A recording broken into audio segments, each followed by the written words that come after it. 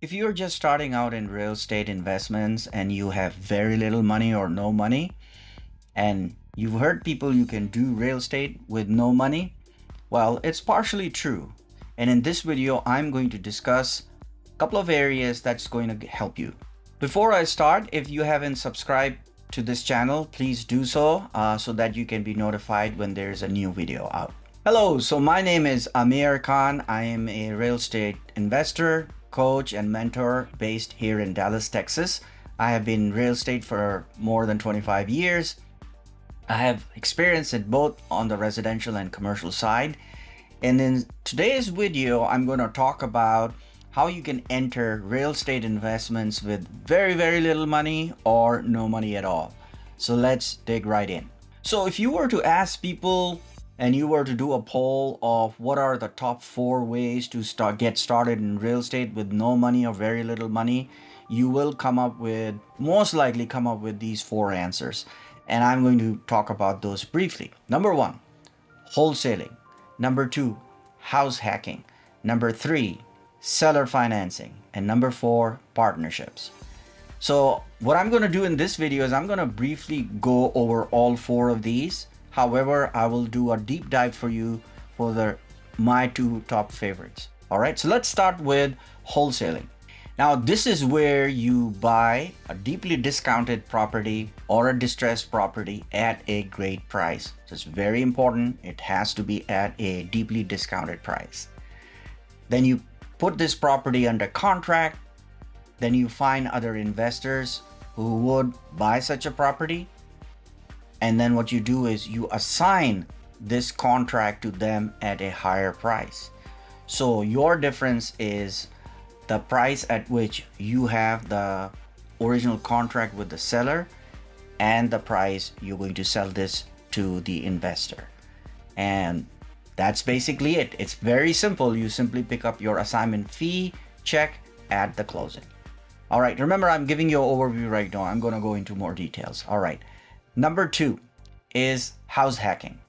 Now, there's many ways you can do this, but I'm going to simplify it. And let's just say that you're going to buy a duplex. A duplex is 2-unit home, as you know. It could be a small apartment or it could be up to 3-bedroom, 2-bath house on one side and another one on the other side. All right, so you would buy it. So you will say, well, I thought this was about no money or very little money. Where if you are a first-time home buyer, you can actually buy your first home, including a small duplex, for as little as 3.5% down with a FHA loan.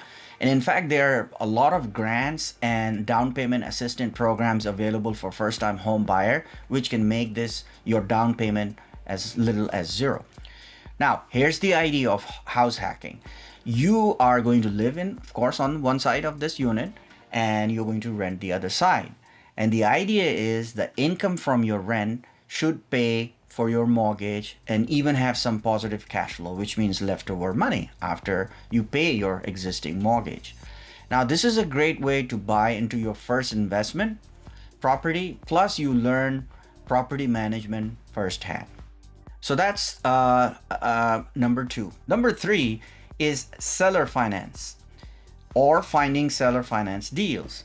And so the way this one works is you find a retiring landlord who is willing to seller finance their rental property on a seller financing terms, right?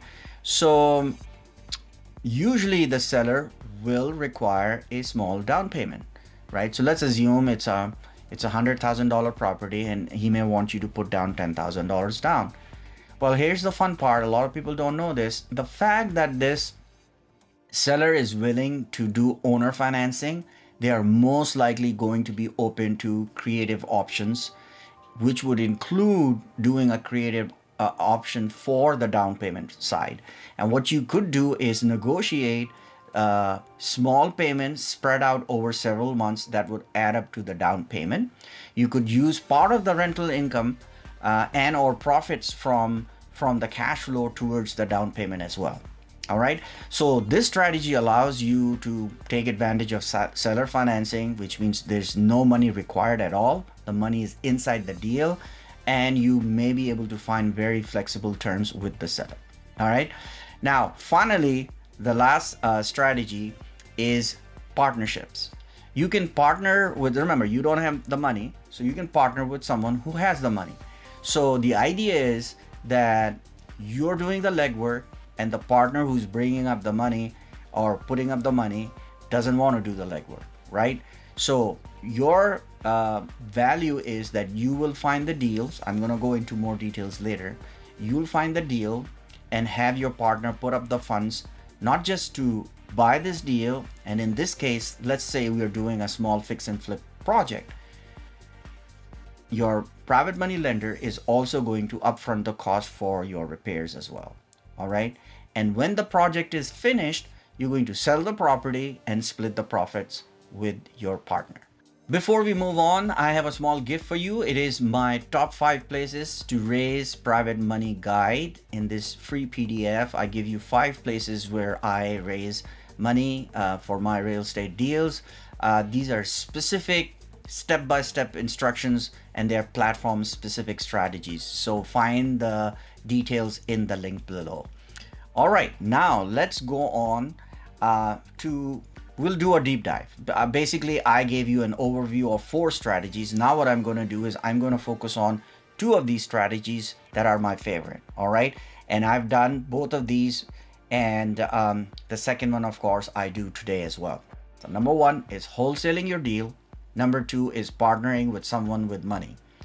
So let's start with wholesaling. I already gave you an overview, but now I'm going to go into more details. So one of the most important things about wholesaling, if you research this online, and you will find that a lot of people talk about it. What you have to understand is you cannot just jump into it without getting educated. So one of the most important part of this is being educated about the whole process of wholesaling. And one of the places you can find free education and really good resources is biggerpockets.com. It's one of the largest real estate investment group online, and it has a lot of free resources. I don't work for Bigger Pockets, but it's a great resource. Second, after you got yourself educated a little bit, you want to meet people, you want to find people in your local area. This is important. It has to be local because you're going to find the properties local. That's what I would suggest you start. So it has to be your local area where you'll find people who buy properties on a regular basis from wholesalers. And one of the easiest way to find such people is in your local REIA meetings. So REIA, REIA, stands for Real Estate Investment Associations. Every city has 1 or 2 groups. Search online, go to their meetings, and you'll meet these people. Now here's what you're trying to do. Once you find these people, you're going to ask them, what do they buy? What are they looking for? And they'll be happy to tell you, because these are all professional real estate investors, and that's how they make their living. So they're always looking for great deals, and they're always looking for different sources of these deals coming to them. So if you tell them that, hey, you're willing to bring deals to them, they'll be very happy to tell you what they're looking for. All right. So you want to know what they're looking for, what areas they're looking for, what kind of numbers and all that. So through this exercise, you learn what kind of properties people like this are buying. And what it does for you is very important. What this exercise will do for you is it will build confidence in you. And this is one of the core things about wholesaling, which a lot of people don't teach, is that once you have that confidence that you know that you can assign these contracts, which means you can wholesale these properties, you will be able to do it successfully. So this is very important part of it. So another thing you'll learn when you go to these REIA meetings and meet potential people who buy from wholesalers, you will find different people who have different formulas, different models. For example, a fix and flip model, you will know very quickly. They will tell you, okay, we buy in this price range, we buy 3-bedroom 2-bath, it has to be 1,200 square feet, so on and so forth, right? And they'll tell you which pockets do they buy in. So now you take notes. But what if they don't do fix and flips? What if you find somebody who's just building their rental portfolio, right? So then they'll tell you their formula. They'll tell you, yes, I look for minimum 2 bedroom, 1 bath to 3 bedroom. It has to be able to rent. It has to be in a condition so I can turn around, maybe put a little money in it, and then rent it at X amount. So again, this is a different formula, and once you know this, then when you're looking for properties, you'll understand that you have somebody who could, buy such a property from you. So again, now your next step is, now that you have all this information, now your next step is to find those undervalued properties in your area. Now this is also important because you cannot just go out and randomly start looking at properties if you're not educated in understanding how you value properties. So when I talk about value properties, again, getting yourself educated is very important. Like I said, there are a lot of resources online. Study it and get so good at it that and you have the confidence that when you look at a property, you can very closely figure out what the valuation after repair value would be, for example, for a fix and flip project. So now what you're doing is, now these are specific technical things that you'll have to do. Once you put a property under contract, during the process of doing this is very important. It has to be done correctly right when you sign the contract. You cannot make this change later on, okay? It's very important. When you sign the contract, if you have somebody representing you, you have to instruct them, or if you're writing the contract yourself, you will do it yourself. If your name is John Smith, you will write in the buyer section, John Smith and / or assigns. This is very important. You cannot make this change afterwards.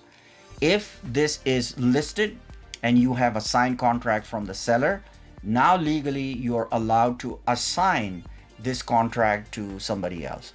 And that is what wholesalers do. They assign the contracts that they currently have with the seller. So how do you make money? Well, you make money from the difference between the price you have it under contract from the seller and the price your buyer has agreed to pay for it. And you get paid the difference at closing. That's how wholesaling works. Before I go any further, let me also tell you about what I do in terms of raising private capital. This is one of my specialty, and I have a coaching program where I teach my students how to raise private capital. I teach them advanced strategies in systems and tools, and in a very short period of time, many of my students have really good success in finding their own private money lender for their own real estate investment businesses. If you're interested in learning more about it, the details about this coaching program are listed in the description below. So finally, let me share with you the most powerful way to invest in real estate with no money. It's my favorite because up to this day, I use this strategy. I don't do any fix and flips, but if you're starting out and you are able to do minor updates, I'm talking about paint, fixing up cabinet doors and small things like that. If you're able to do that, this strategy will work really well for you. So what we are looking for in this strategy is you're partnering with people with money who don't want to do the legwork. You're willing to do the legwork. They're willing to put up the money. All right. So what this simply means is that you are going to find a distressed property. You're going to find a property that needs a little bit work. And then you've done research ahead of time to know that if you put X amount of updates or upgrade in this property, then you can sell it at X price, which would be more than enough to pay for all the expenses involved in not just buying the property, holding the property, all the expenses. And I'm going to go through that. So anyway, here's what we're doing, right? We are buying a property with a partner with money who can loan you money, not just to purchase the property, but also the funds required to do the repairs and update. All right. So ideally, this would be a type of property that, like I said, has to do with minor updates. Because as soon as you start looking, now let me also tell you, when we talk about fix and flip projects, and when you talk about minor updates, mostly those properties will not have a lot of spread. And that's okay. If you're starting out, you have to learn as you go. So you have to be willing to do these smaller projects build frequency on them, work with a lot of private money lenders, get experience, and then start doing bigger projects. Because here's what's going to happen. If you don't have the skill set, this is very important. If you don't have the skill set to do bigger repairs, new roof, doing major update, moving walls and stuff like that, in other words, you'll have to hire contractors. And as soon as you hire contractors, the project is going to be complex. It's going to be more expensive, which means your expenses will be so high that if you don't know your numbers, you are going to lose money. Or you could end up in a failed project, which is not what you want. So that's why I'm talking to you about starting out with minor updates, all right, to better the condition, right? So here's what we are doing. What we are trying to do also is, remember, if you are going to do a borrow money from a private money lender, they also want to know your exit strategy. So exit strategy in a fix and flip is known in the sense that you're buying a property in a certain condition. You are going to make updates on that property, and because of those updates, the valuation of that property will increase, and then you will sell it at a certain point, right? So that is your exit strategy. And this is important for the private money lender, because now the private money lender can calculate in their minds, okay, I'm going to lend this money for the purchase price, this money for the repairs, and in 2 or 3 months or 4 months or 6 months, whatever it is, this property is going to sell at a certain point, and it's going to sell for X amount, and I'll get my interest, or maybe if there is an equity part in it as well. That's the idea. So you have to have that figured out. So now this is also comes back to knowing your numbers. And if you're not good at this, like I said before, get yourself educated. One of the best resources, in fact, they have some really good tools on biggerpockets.com. You want to go there and check those out. It actually gives you after repair value of the house, and it helps you calculate all the repair costs and everything. All right. Now, one of the most important things, in addition to figuring out what it is going to cost you to do those minor updates, is what the property will sell for after you're done with it. Now, think about it. If you can do everything right, you bought the property, you think at the right price, and then you maybe did the estimation on the repairs, okay, but you were really off on the after repair value. Well, guess what? You won't make any money in it, right? Same with the purchase part. If you buy the property at higher than what you should have, a higher price, then there's just not enough spread in there. So at every point in this transaction, you have to be educated enough to understand that you're buying it at the right price.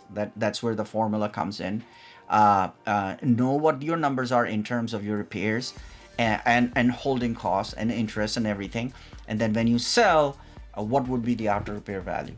So this is what we are really looking for.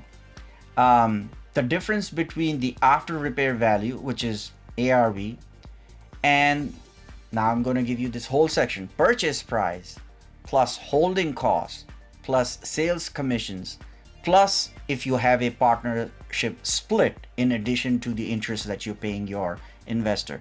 What is left after this is going to be your spread. Now you have to calculate how much it would cost to borrow money from someone, just like it's part of your equation. The estimate of the cost of repairs update has to be there. So make sure your numbers, the numbers really well. So after adjusting for all of these costs, can your property assess at a value that would not only pay for all of these costs and at the end pay off a higher dividend? That's what you're looking for a small fix and flip project with partnership. All right, now it's very easy to make mistakes, so that's why I keep mentioning that you have to get really good at doing all of these estimations and numbers. So this is how you would work with a private money lender doing a small fix and flip project in a partnership. I hope this video has been informative. Please don't forget to grab my free PDF guide, Top 5 Places to Raise Private Money PDF. And I'd love for you to subscribe to this channel so you'll know the next time I have a video out. Thanks. I'll see you then.